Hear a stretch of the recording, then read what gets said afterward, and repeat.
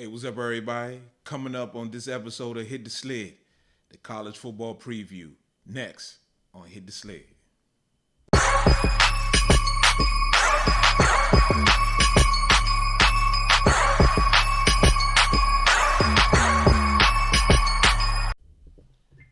Hey, what's up, everybody? Thank you and welcome to another episode of Hit the Sled.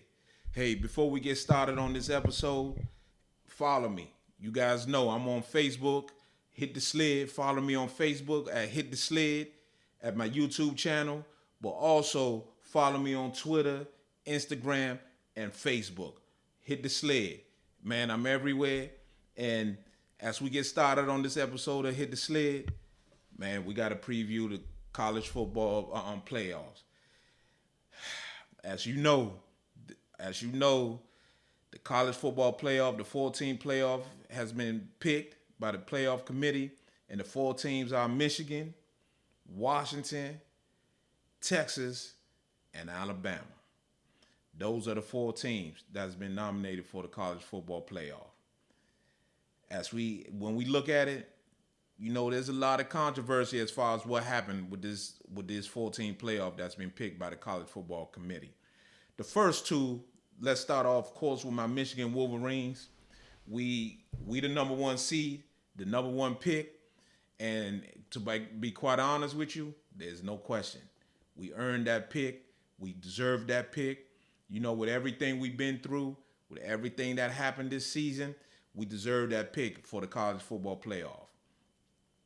The number two seed is the Washington Huskies. Hey, Washington, they had a hell of a season. They played a hell of a season. They had some tough games, two tough games. Matter of fact, against Oregon, the Ducks. The first one was in Washington.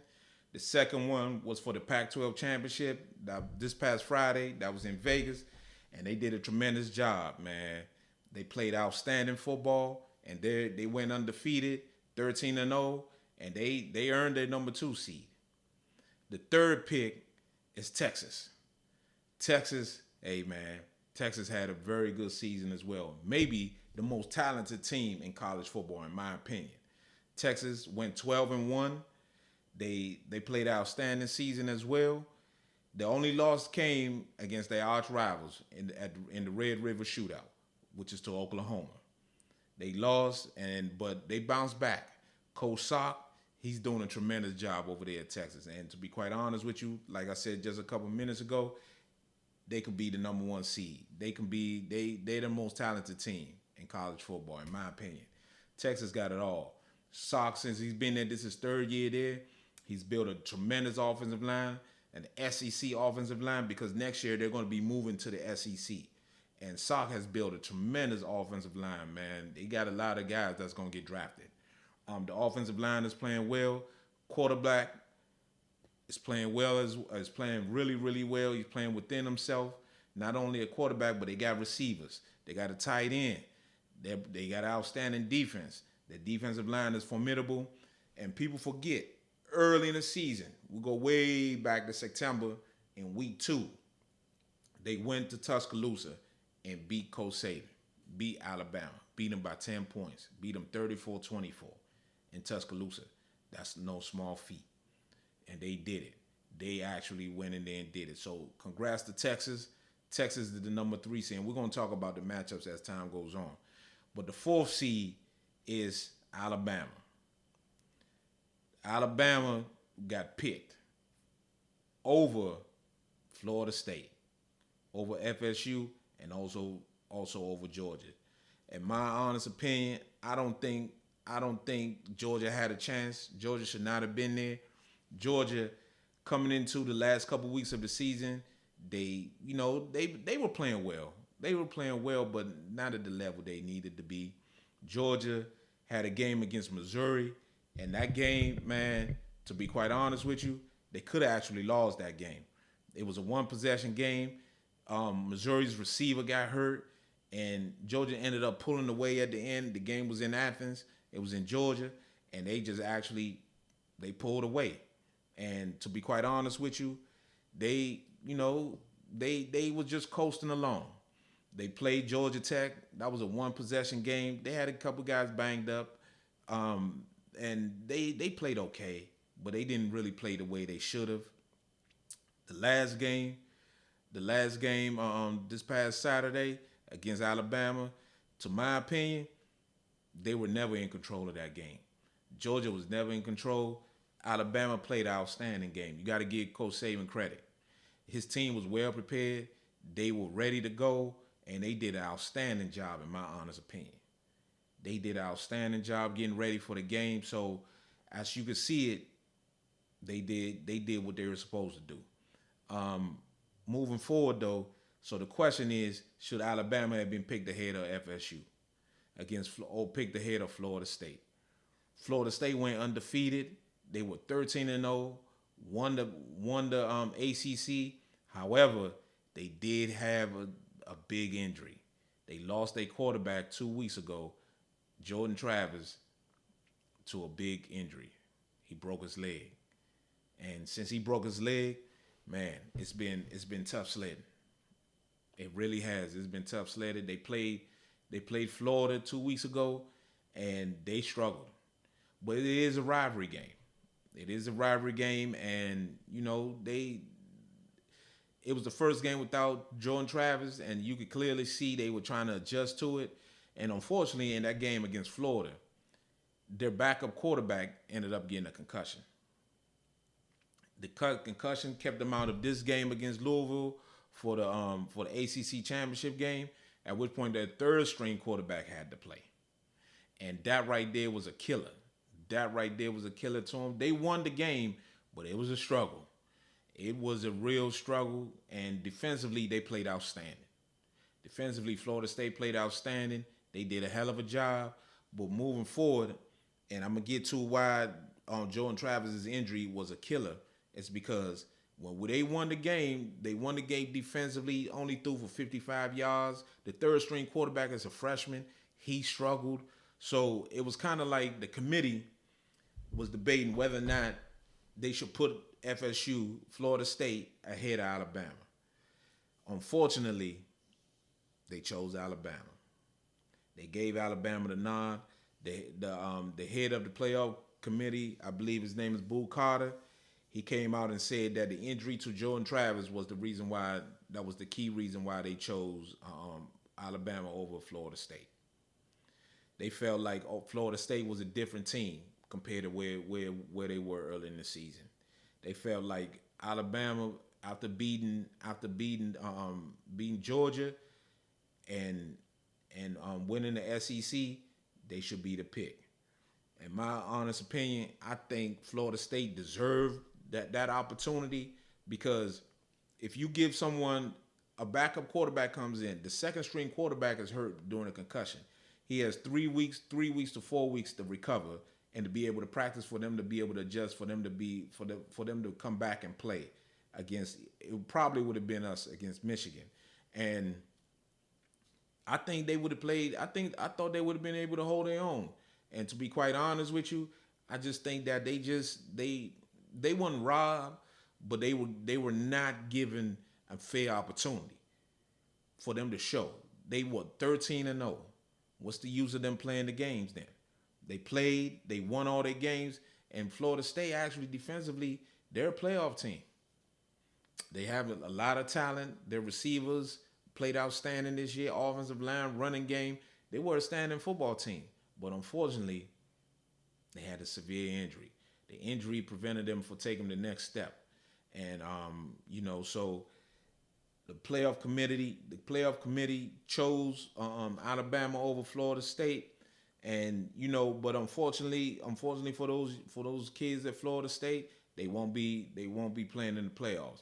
However, if you don't already know, next year the playoff team goes from 4 to 12.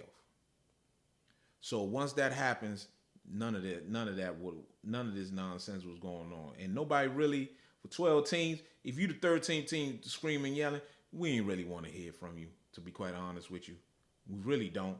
So to be quite honest with you, we got to give Florida State. We understand how Florida State feels. Alabama got the nod, and it was tough. It was tough. I really think that Florida State should have been the ones given an opportunity for this, give them the shot for them to be successful, for them to have that chance to see whether or not they could be successful in the playoffs. But unfortunately, the playoff committee didn't feel that way, and they chose Alabama. So if we move it forward, now to the actual matchup itself, let's be honest, the matchup that everybody is really going to be paying attention to is the Michigan against Alabama game. It's going to be in the Rose Bowl. It's going to be a hell of a scene. It's going to be a hell of a scene, to be quite honest with you. It is going to be a hell of a scene. You got the winningest program in college football history in Michigan with over 1,000 wins. And you got the team with the most national championships with eight or nine, I believe. It's going to be a hell of a scene in Pasadena in the Rose Bowl. Man, this one right here is man, as a Michigan fan, I wish we would have got Florida State, to be quite honest with you, but we didn't. So you got to move forward. So as you move forward this matchup really quickly, just going over it, just looking at it from my eyes and moving forward after hearing Coach Harbaugh talk about it, the first thing he said, they're going to give the players some time off. Players and coaches have at least a week off and be able to, rejuvenate. A lot of guys need to heal up. JJ needs to heal. Our center, Nugent, the transfer from Stanford, he needs to heal up. So it's a lot of people that need a lot of healing up. Not just those two, but I'm sure other players in the team that's playing a little banged up. Will Johnson, the star cornerback for us, he's currently dealing with an injury. So we're going to see how all that goes. But Coach Harbaugh said they're going to get time to play. Then the next 3 weeks, after a week off, get those guys healed up, get them refreshed, and then the next 3 weeks, prepare for Alabama. And that's going to be a chore. That's going to be a chore. After Coach Saban talked to ESPN earlier today, he stated practically the same thing, that he's going to give the players some time off. Then as they get ready, guys need to take finals and stuff like that. Sometimes people forget that these are student athletes. I was one point a student athlete. I never played in a bowl game, whatever, but during the season, you got to take exams. You got to take tests. You got to take quizzes. You got to study. You got to get grades. You got to stay eligible. And you got to be able to keep yourself going mentally. You got a future outside of football. So you got to make sure you stay on point academically. You got to make sure you stay on point. People tend to forget these guys are actually in college. These guys have to go to class. They got to go to class. They got to study. They got study hall. They got to take exams. They got to pass exams. They got to do a lot of things outside of football. Football during the season is a full-time job, everybody. People don't know that. If I take you back to when we were playing, and I played at my school, West Virginia State. We were a Division II school at the time, but I remember in the fall, football being a full-time job. It's a full-time job playing college football. That's only for us. That was us, and that was 20 years ago, 20-something years ago when we were out there. And to be quite honest with you, you would get up in the morning, you had your classes from 8, you can have your classes from 8 to 12. Typically, you had your class from 8 to 12. You go get you something to eat from the caf or wherever. Then you got practice at 3:30. Then after practice, you get your lift in, or you go to study hall. Not study hall, but you got to watch film. By the time you're done with your day, it's 9 o'clock. Think about that. You go to class for 4 hours a day from 8 a.m. to 12, but from 12 on, you got classes. Some people got classes at 5:30 to 6:45. And then after you go to class, you got to come back and go to meetings. Unless you got a 7 o'clock class. If you got a 7 o'clock class, you go from 7 to 9, 7 to 9. I believe it was 7 to 9. So it's a full-time job. It's a full-time job. And these guys are playing now 12 games. When I was playing, it was only 11. And you got a lot of these conferences, you got conference championships. So they playing 13 games. So it's a full-time job. So I understand the players giving the time off. Coach Saban specifically talked about guys got to prepare for finals. I love seeing that because that means Coach Saban thinks about these guys are student athletes. Some of these guys actually go to class. Some of these dudes actually trying to graduate with a degree. Some of these dudes are actually trying to graduate with a degree. So you got to give them a lot of credit for staying on top of their academics. So I credit Coach Saban for what he's for stressing that. But then also, as you look at the game itself, as we transition to the game, a quick, just some things that I watching my team play all season, watching Alabama play this year as well. The first thing came to my mind, I said to myself, this is a battle of the offensive and defensive lines. What I mean is Michigan offensive line against Alabama defensive front. You got to remember, man, Michigan, we had a big injury with Zach Zinter breaking his leg. He was our best offensive lineman playing right guard. He broke his leg. And how are they going to hold up? How are they going to be able to hold up against that pressure? Another thing is the Michigan defensive line. Are they going to be able to hold up, maintain pressure, and contain Jalen Milroe? Jalen Milroe is super athletic. He's an athletic guy. He's going to want to run around and do what he needs to do to get plays. Are they going to be able to hold up? So those are some of the points I wanted to make on this episode. Another thing is, in my opinion, JJ is the best player on the field. JJ McCarthy, Michigan's starting quarterback. He's the best player on the field. But is that offensive line going to be able to give them time for him to throw? Are they going to be able to do that? And one of the things that's going to be really interesting to see is going to be Michigan coaches. They're going to have to help this offensive line in things that they do. Certain times they're going to have to mass protect. Certain times they're going to have to do some things, screens.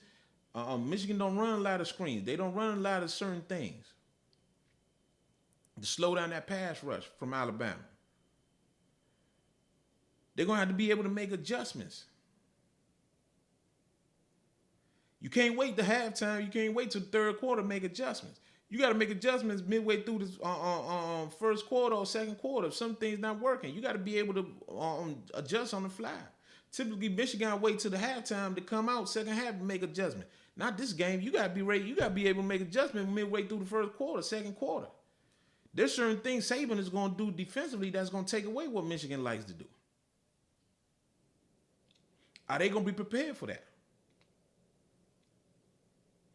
Are they going to be prepared? Are they going to be able to make those adjustments quickly? You got to be able to make it quickly. You can't be playing around. Cannot wait to halftime make adjustments. Pressure and contain Jalen Milroe. Stop the run. Now this version of the Alabama team doesn't have that dynamic, that great running back. But those guys that's back, they got talent. And Jalen Milroe, he's gotten better through the season. Early on in the season, he struggled really hard. At one point, after the Texas game, he was benched against South Florida. But after those games, when he got reinserted back in the starting lineup, he slowly got better.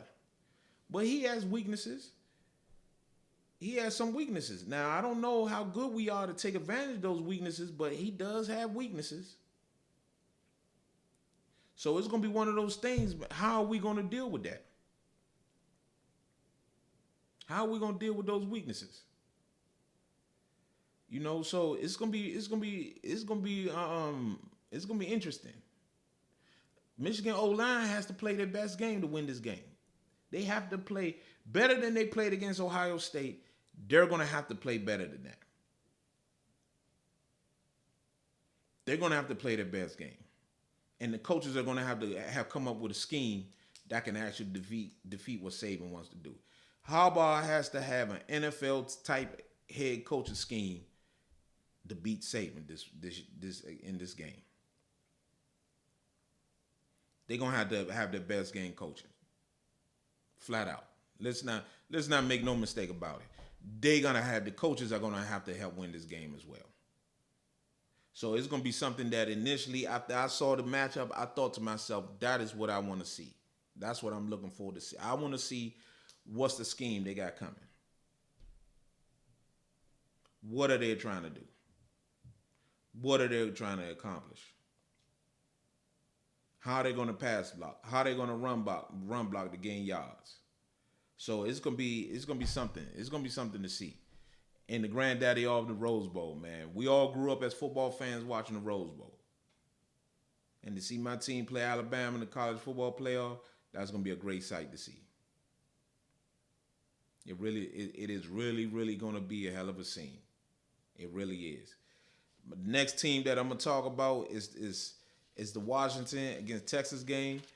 That's gonna be in the Sugar. That's still gonna be the Sugar Bowl in New Orleans, in the Superdome. You got Coach. This is what I call this the Coach Sock Bowl because Coach Sock coached at both places. His first ever whole head coaching job was at Washington. He left Washington to go to USC. Unfortunately, he went to USC. That's when some of his troubles started coming up. Now he's at Texas. Hey, I'm gonna be honest with you. He's done a tremendous job accumulating talent down there in Texas. Texas got talent. Texas is not playing around. They got talent. Texas can win this playoff right here. They can be a national champions. Texas can be the national champions. And they are really that good. People don't know, man. Texas are really that good. So they played last year. Washington won the game 27-20 in the Alamo Bowl. You know, you moved that forward Texas quarterback, Ken Ewers. He's gotten a whole lot better. He's gotten a lot better, man. He really has got better. He's done a tremendous job, man, this season. And, you know, it's going to be a tough one. Washington is a very good team as well. Washington is very good. The quarterback is outstanding. He used to be at Indiana. He transferred to Washington. The only thing about Michael Pettis is he got a lot of injuries on his body. He tore both ACLs. He got shoulder injuries. He's been banged up a lot. But he's going to be healthy. He's going to be playing in that game. And their head coach has done a tremendous job preparing them to get them where they're at today. They are very good. They are a very good team. So if you're looking at it now, I can say if you're going to look at it, you would say Texas is the front runner. Texas is the favorite. But man, Washington, I can see Washington winning this game as well. Washington's tough. This game can go either way. This game really can go either way. You know, so I'm looking forward to it. We got a whole month to talk about it. We got a whole month to prepare ourselves for it. It's going to be one of those things where moving forward, we're going to see. We're going to see how guys come along during the Texas game against Oklahoma State where they won the Big 12.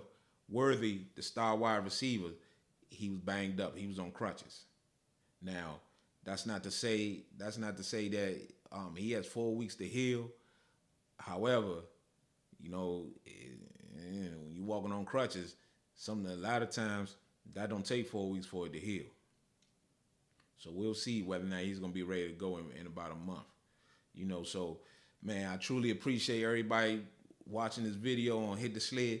Remember, follow me on my YouTube channel at Hit the Sled. But not only that, you can follow me on Twitter, you can follow me on Instagram, and you can follow me on Facebook. Man, Hit the Sled. We back up and running. Doing the NFL previews. We're coming with our NFL videos. We got a lot of things we got coming up. A lot of improvements is coming. I'm hoping slowly y'all seeing the incremental improvements. We got a lot of things coming, man. Hit the Sled. I truly appreciate y'all. Hit the Sled.